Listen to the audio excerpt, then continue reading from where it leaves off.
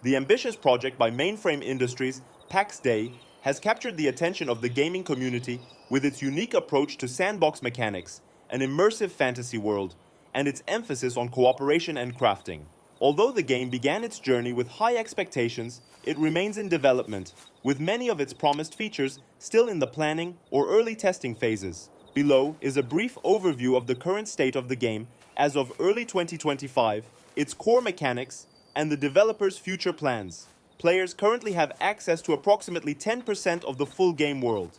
The available regions vary in character and offer diverse gameplay styles. Most of the world consists of zones free from player versus player combat, allowing for exploration, building, and crafting without the fear of aggression from other players. The only area currently permitting PvP is Lioness, a relatively small region featuring a full loot mechanic. This introduces an additional layer of risk, as players can lose all items they carry upon death. However, this division raises questions about the balance between players who prefer competitive gameplay and those who favor a more peaceful experience. Combat mechanics in Pax Dei are currently one of the game's most criticized aspects. The system feels simplistic and lacks dynamism, which can deter more demanding players. The limited variety of available abilities and the repetitive nature of battles make combat unsatisfying. Although Lioness adds an element of risk, players are expecting more developed systems, such as sieges, faction battles, or more complex and diverse character abilities. Improving this aspect could significantly enhance the game's appeal. The game's economic system is still in its infancy. Gold, obtained from humanoid NPCs, serves as the foundation of the economy, but the lack of more advanced mechanics limits its depth. While players can use markets to sell their items, the absence of buy order functionality restricts trade dynamics and player interactions. Furthermore, the current method of finding items on markets is seen by many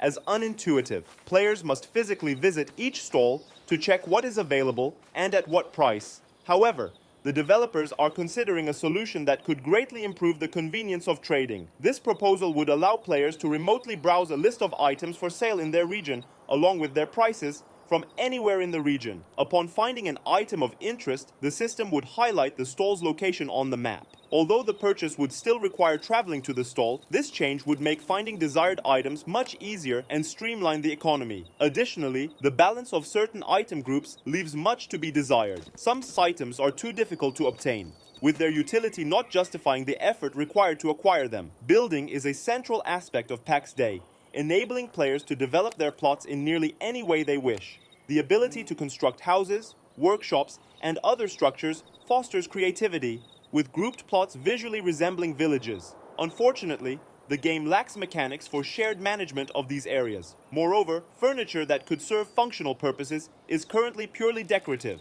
The existing permission system for buildings and containers relies on assigning access based on clan roles. However, there is no way to grant access to specific individuals or to set precise exceptions, such as bans for specific people.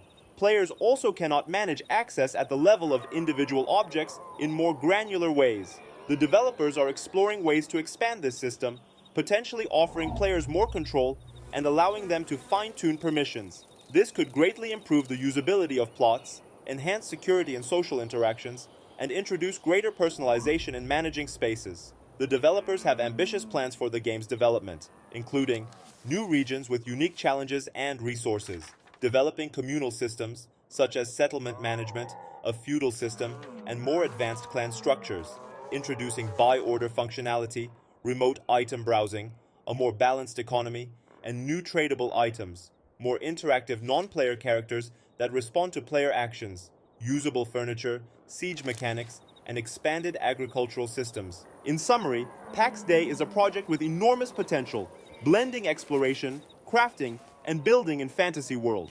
While the game offers unique experiences, many key mechanics still require refinement. The future of the game hinges on the dedication of its developers and the player community. If Pax Dei evolves its systems toward more complex social, economic, and combat mechanics, it could become one of the most compelling titles in the sandbox MMORPG genre. For now, however, it remains a promise that needs further development to realize its full potential. Thank you for taking the time to watch this video. If you enjoyed it, leave a thumbs up and subscribe to stay updated with more content about Pax Dei. And if you have a different opinion, found something intriguing, or think I missed something, Be sure to let me know in the comments. Even critical feedback is welcome, as it helps me create better content. I'm looking forward to hearing your thoughts, and see you in the next video.